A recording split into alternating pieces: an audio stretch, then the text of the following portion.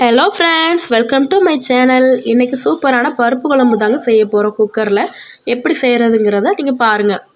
இப்போ வந்து ஒரு குக்கரில் துவரம் பருப்பு, பாசிப்பருப்பு, துவரம் பருப்பு அதிகமாக இருக்கணும், பாசிப்பருப்பு கொஞ்சம் கம்மியாக இருக்கணும், ரெண்டுமே சேர்த்து ஆட் பண்ணிக்கோங்க.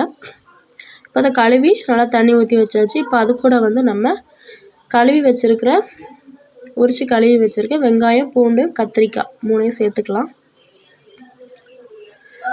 எல்லாத்தையுமே உரிச்சிட்டு நல்லா கழுவி சேர்த்துக்கோங்க. ஏன்னா அந்த வெங்காயத்துலலாம் கருப்பு கலரில் பூஞ்சையெல்லாம் இருக்கும். அதனால் நீங்கள் வெங்காயத்தில் நல்லா கழுவிட்டு சேர்த்துக்கோங்க.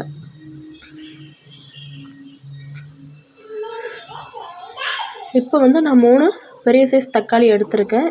ஏன்னா பருப்பு குழம்பு லைட்டாக புளிப்பாக இருந்தால் நல்லாயிருக்கும். அதனால் இது வந்து புளிப்பு கம்மியானங்கிற பழனால நான் 3 எடுத்திருக்கேன். நீங்கள் உங்களுக்கு தேவையான அளவு தக்காளி பழம் எடுத்து சேர்த்துக்கோங்க.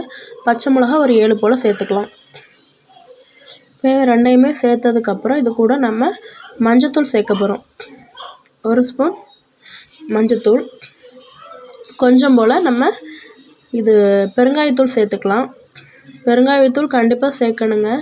இப்போ வந்து நல்லா குழம்பு டேஸ்ட்டாக இருக்கும். பெருங்காயத்தூள் சேர்த்துக்கோங்க.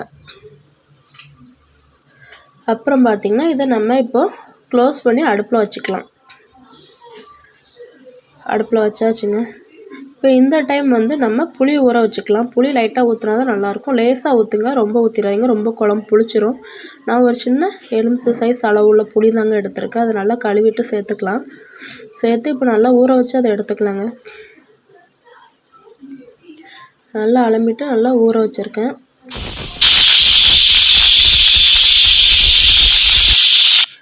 குக்கரில் இப்போது 6 விசில் வச்சு இறக்கியாச்சுங்க.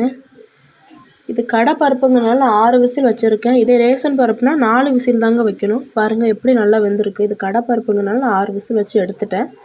நீங்கள் உங்களுக்கு எந்த பருப்போ அது தகுந்தாப்போ விசில் வச்சுக்கோங்க. இப்போ இதை நல்லா கடைஞ்சி எடுத்துக்கலாம். நல்லா மத்து வச்சு நல்லா கடைங்குங்க, மாறி மாறி சுற்றி 2 பக்கமும் நல்லா கடைஞ்சி எடுத்திங்கன்னா இந்த மாதிரி ஆகிரும்.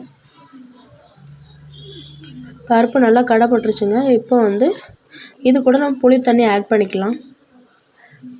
புளி ஊற வச்சுருந்தாலும் அந்த தண்ணியை நல்லா கரைச்சிட்டு ஆட் பண்ணிக்கலாம். இப்போ இது கூட உப்பு சேர்த்துக்கலாங்க. உப்பு சேர்த்தாச்சுங்க. இப்போ குழம்ப அடுப்பில் வச்சு கொஞ்சம் லைட்டாக சூடுபடுத்திக்கலாம். கொதிக்க விட்டுறாதீங்க, நல்லா இருக்காது குழம்பு.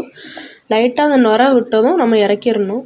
பார்த்திங்களா, இப்போ லைட்டாக நுர விட்டுருக்கு பார்த்திங்களா. இன்னும் ஒரு நிமிஷம் கிடக்கட்டுங்க. கொதிக்க மட்டும் விட்டுறாதீங்க, பருப்பு குழம்பு நல்லா இருக்காது. கொதிக்கிற முன்னாடியே இறக்கிடணும்.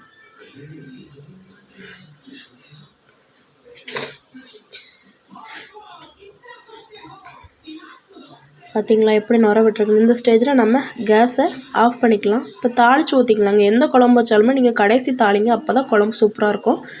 ஒரு தாளிப்பு கரண்டியில் எண்ணெய் ஊற்றி கடுகு போட்டு கொஞ்சம் போல் சீரகம் போட்டுக்கலாங்க.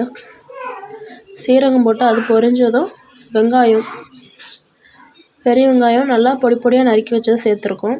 இப்போ இது கூட வந்து வரமிளகா, கருவேப்பிலை ரெண்டையுமே சேர்த்துக்கலாம். கருவாமல் வதக்குங்க. சில இது கருவிரும். கருவுனா உங்களுக்கு டேஸ்ட் நல்லா இருக்காது குழம்புக்கு. அதனால் சிம்மில் வச்சே வதக்குங்க. பார்த்திங்களா, அந்த ஸ்டேஜில் நம்ம குழம்புல சேர்த்துக்க வேண்டியதான். கடைசி தாளித்து ஊற்றும் போது எந்த குழம்புனாலுமே டேஸ்ட்டாக இருக்கும். அதனால் நீங்கள் எந்த குழம்பு வச்சாலுமே கடைசியில் அந்த தாளிப்பு சேருங்க. குழம்பு அல்டிமேட்டாக இருக்கும். இந்த ஒரு டிப்ஸை மட்டும் நீங்கள் ஃபாலோ பண்ணிவிட்டு எப்படி இருக்குன்னு ஃபீட்பேக்கை கமெண்ட் பண்ணுங்கள். பருப்பு குழம்பு இப்போ ரெடி ஆயிடுச்சுங்க. இந்த வீடியோ பிடிச்சிச்சின்னா லைக் பண்ணுங்கள், சப்ஸ்கிரைப் பண்ணுங்கள். பாய்.